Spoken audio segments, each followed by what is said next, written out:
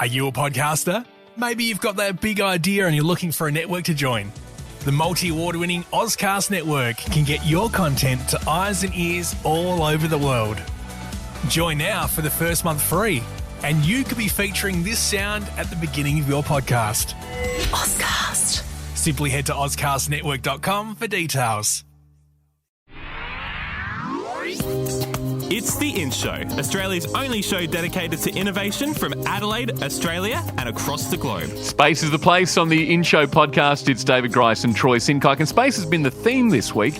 I kind of felt sorry for our next interview subject, David, because, you know, often we'll be in a studio or in someone's home, certainly a comfortable environment, but, you know, when it comes to speaking to some of the most impressive people we've had on this show, we kind of roll out the red carpet. But you decided to rip up the red carpet on this occasion, and you've taken poor Nathanael Miller out into the elements. He's got a background in mechatronics and aerospace engineering. He's really up to big things, and you really made him work for this interview. Well, I think we both had to work. We were in the open air in the park with the wind blowing and the planes flying over our heads. Well, we're talking about air and flight and all that stuff. Well, why not have the planes there? How did it come to be this way? Well, it just so happened that the only opportunity I could sit down with him for half an hour was in this moment where he was between meetings, and outside the building where he was meeting was a park, so we met there. Great. So what do you have to talk about? This guy's story is quite incredible, isn't it? Oh, my goodness. Like, he just started his career in building and then ended up in NASA. And I started by just asking him what his day-to-day looks like at NASA.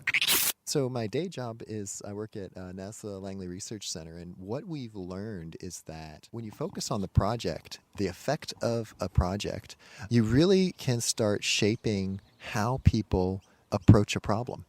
And so when we build teams, we start projects at the idea. We build a team around them. We send them out and figure out where the money is and what the right market is for them to go after.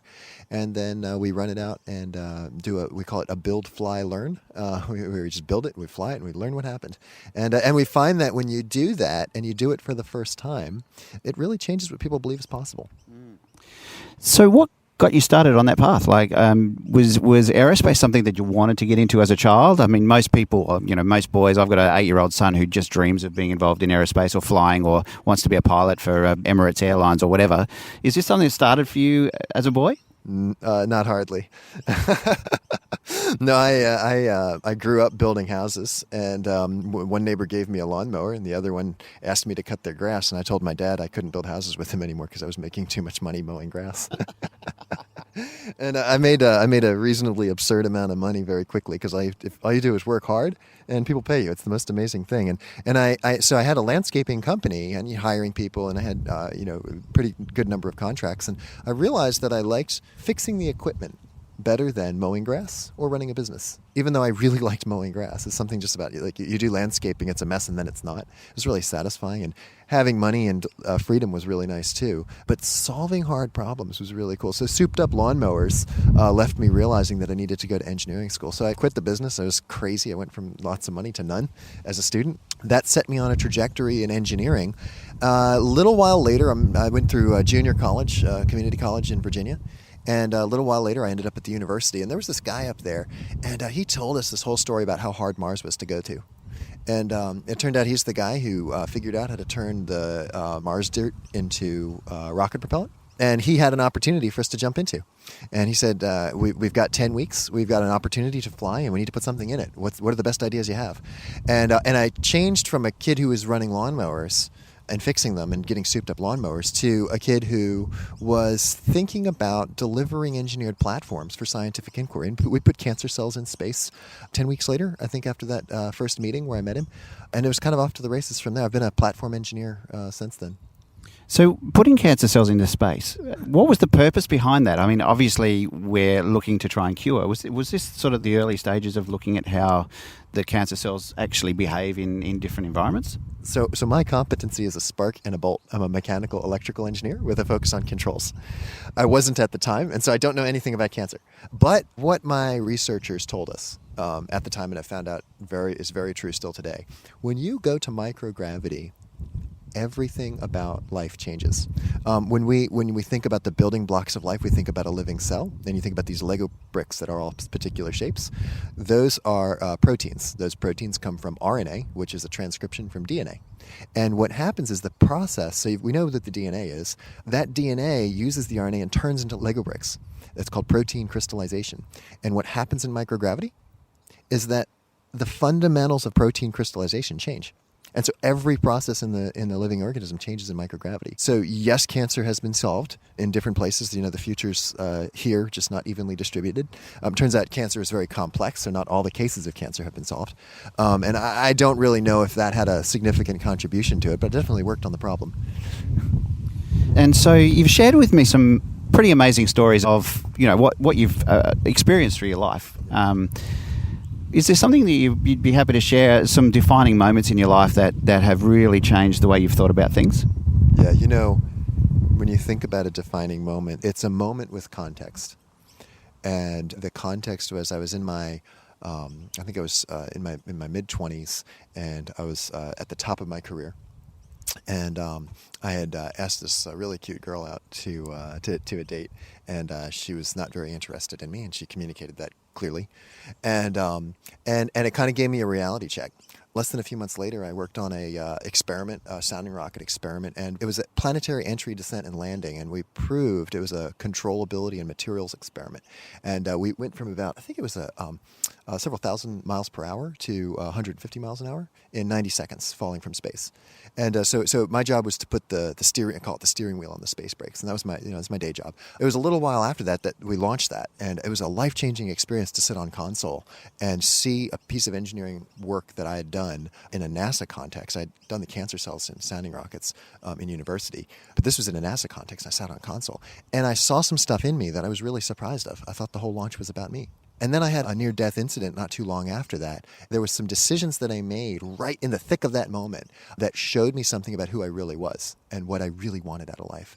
So kind of that trio of kind of learning who I was relationally, learning who I was career-wise, and then learning who I was fundamentally deep in my life. It left me with this burning desire to spend the rest of my days between when I know I was going to die and the very next thing happened. So yeah, that was a few years ago, and that's led to really just this push to really test the limits of belief. There's so many places where we believe things are a certain way, and testing my belief and the beliefs of others to see if they actually are true. So this is your first time in Australia, or South Australia particularly? When I grew up building houses, we had a good friend. He is down here in Australia, John Thairsmith. He's back here in Australia now. And he convinced me that the trees down here had the leaves in the ground and the roots in the air. He said everybody walks around on their hands. And I was maybe 10 or 12 at the time. Australia's been this place of mystery and excitement since.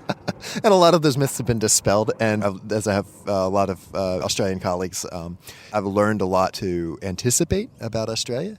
And being here in South Australia and Adelaide, I can just say you haven't disappointed. That's great.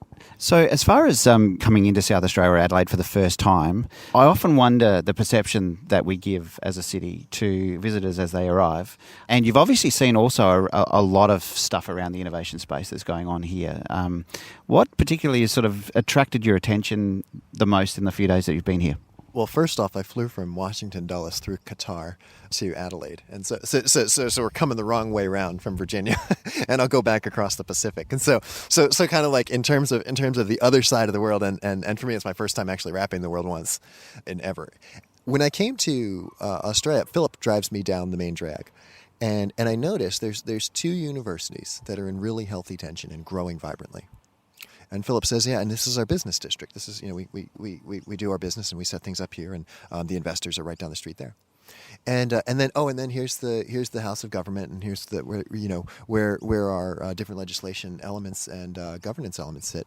And it just really impressed me that you could think of it at one end of the street, take it down to the other end of the street, get money for it, and start it into a business, and then put it into policy on the other side of the street.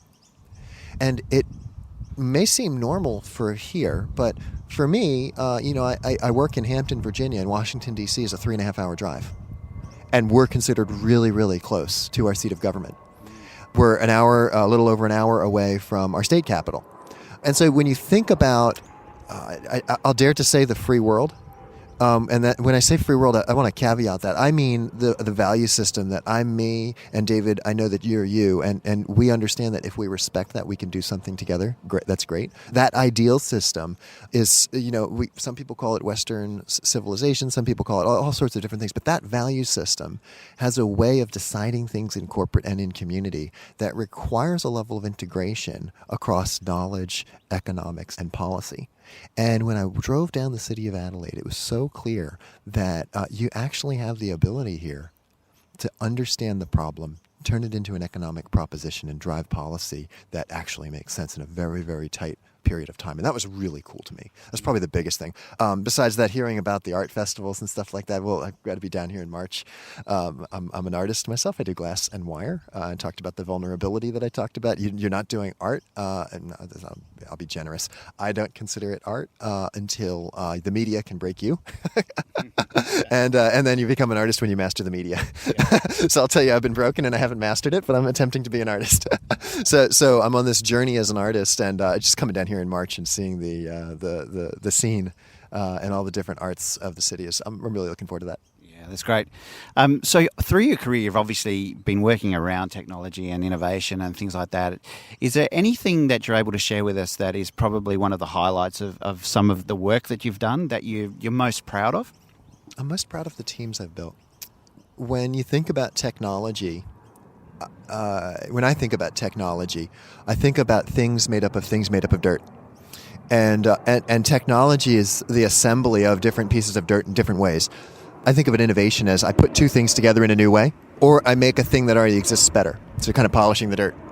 And when you get to software and computers and satellites, it gets a little bit more abstract, but at the essence of it, that's really what it is. And so when I think about technology and technology development, and you ask me what I'm most proud of, it's always for what? Why would you go build something? If I want to take a tree, cut it down, and turn it into timber and make a house, it's because I want to live. I want a different kind of life, right? That's a technology. It's taking some things that came out of the dirt and turning them into something, right? When I think about the technologies that I've worked on, and I've seen some stuff. I'm relatively early in my career compared to what's out there, and as soon as you see a lot, you realize that you haven't seen anything. And so I really haven't seen anything in some sense. And across all the stuff that I've seen in UAVs, in aviation safety, in planetary science, in microbiology, in robotics, in astrophysics, in planetary exploration, and all these different areas, the thing that really drives my heart and the thing that I'm most proud of is the teams that I've shaped that use technology to achieve a noble goal. That's really, really what I'm most proud of, and the teams that I've worked with to do that. That was Nathanael Miller from NASA, one of the most interesting people we've had on the In Show. And geez, to think that what he has done with his life, where he began, and what he's become, and the influence he's now having on our future is incredible. But just the simple, humble beginnings, working and building and going through the motion and becoming an aerospace engineer for NASA. Yeah. Unbelievable. Absolutely. Well, from space in zero gravity to creating the space for people to talk about what really makes them tick, tomorrow we've got some inspirational words from a woman that really captivated us. And in fact, the very woman who inspired her was her own mother. We'll have some inspirational words from Charlie of Age Fitwear for you tomorrow on the In Show podcast. The In Show Interview. Subscribe to the In Show podcast on iTunes. A Dave and the Beanstalk production.